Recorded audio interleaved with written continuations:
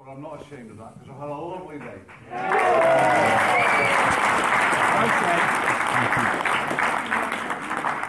I wrote 2 speeches, one in big letters so I could read it, but unfortunately that's out of order, so I've gone back to the smaller version.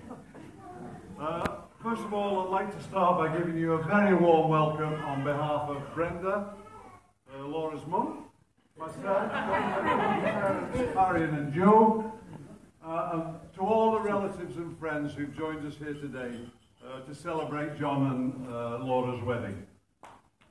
To be honest with you, it's a moment that every dad dreams of from the day they have a daughter, is to attend them to marriage and watch her walking up the aisle with a nice, handsome and caring young man.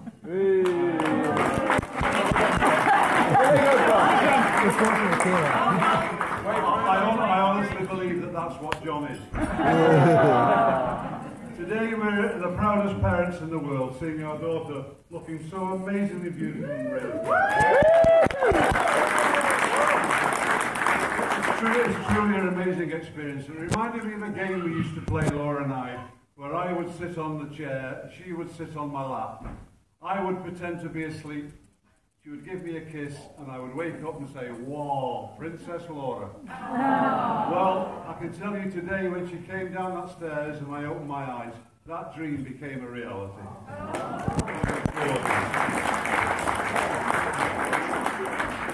I have to admit, though, it did faze me a bit when Canon Pat asked me, who giveth away this woman?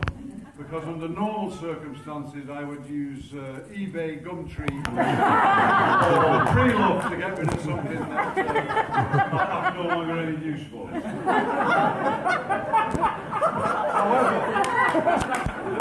However, in the line with recent events in Scotland, I can confirm, John, that after the referendum I'm quite happy to give you fiscal and financial responsibility.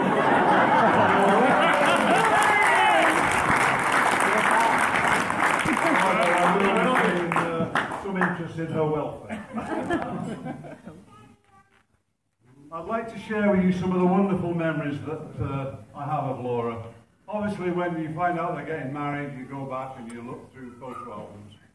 And one sticks in both Brenda and I's mind very much, and that's Laura trying to stand on those lovely long legs, sort of gurgling with her arms outstretched. But unfortunately, that's the only picture of her 18th birthday.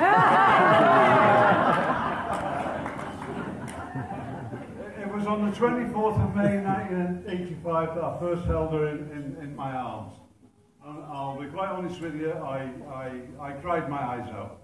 And I often think I was like Del Boy. I was walking down the corridor out of the maternity suite, and I met Shirley and her Uncle Ian, and I was crying my eyes out, and all I said was, "It's a girl!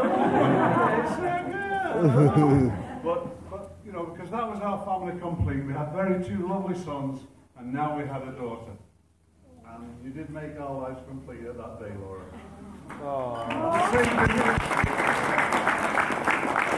The same thing happened today, of course, with the wee kiss and cuddle that we had before she came here today on her own in the car, and that memory as well will stick with me a long time. Laura, you've been a perfect daughter. I used to say that. And I will cherish forever the memories I have of you growing up from a beautiful baby into the beautiful woman that you are, both inside and out today.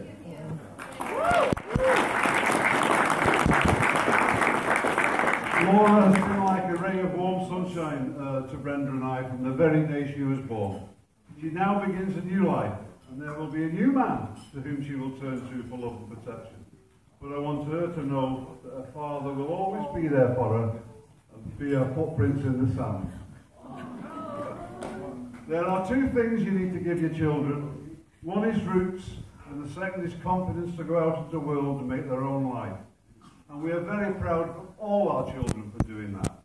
Our eldest son, Alan, lives in Singapore and works in Australia. Our other son, Paul, is a teacher in New Zealand. And Laura is obviously a paediatric nurse and has flew the nest and now lives in London. But we do hope...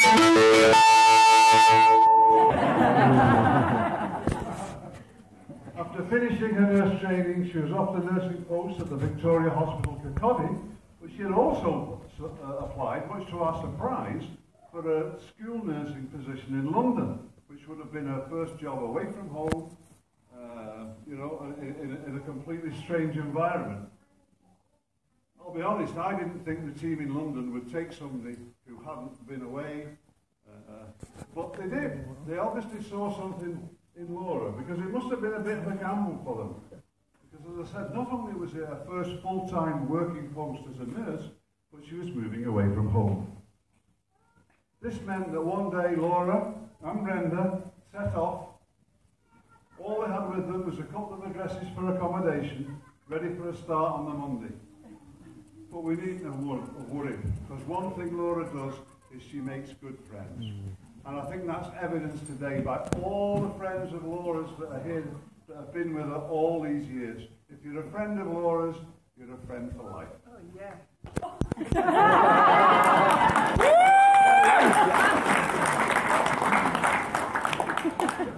To get a bit soppy, the words of a strong song spring to mind. So if you allow a little bit of deviation, it's Laura, I see your picture smiling on Facebook, and the song springs to mind. And it's this: to know her is to love her. Just to see her smile makes my life worthwhile. To know her is to love her, and Laura, we do. Her work as a school nurse has progressed at a pace, and she's now a team leader with the NHS Trust, helping to keep children safe and well. It was while doing this job that she was stalked.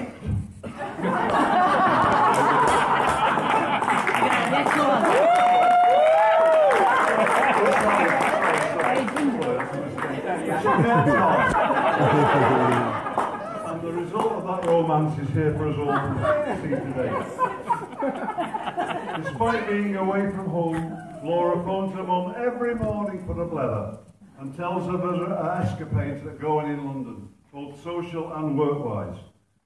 Some of them are amazing to us, and Brenda has established a saying when we discuss it. She says, "Oh, that must be the London way of doing it." It's now my formal duty and great pleasure to welcome John into our family. I say formal because John has already made himself at home, and to all intents and purposes, he joined our family the first day we met. In fact, no greater love is shown by a father-in-law for his son-in-law than to wash and iron his smalls when visiting.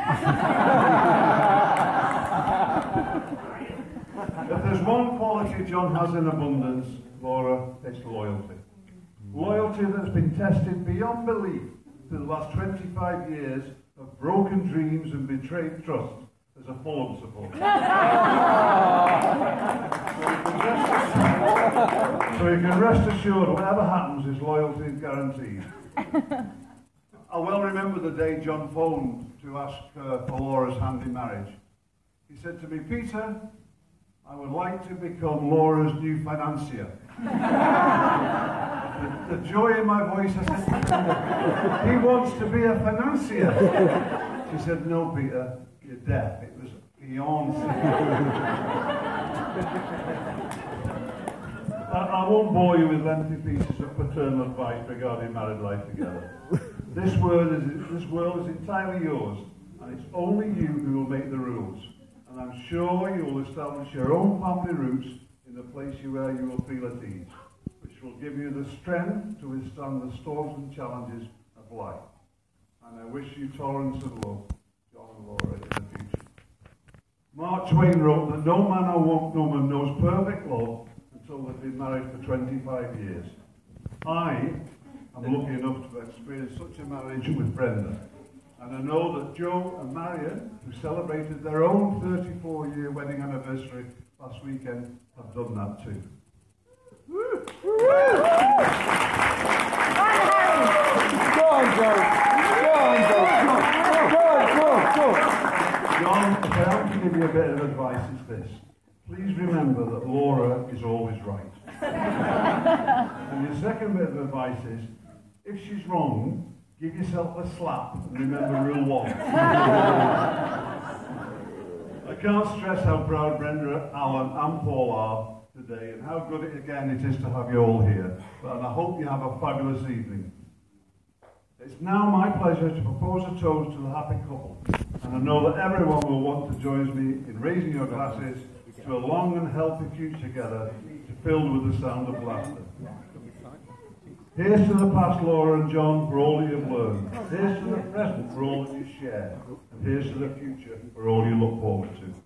Ladies and gentlemen, please be upstanding and raise your glasses. For new Mr. and Mrs. Harris.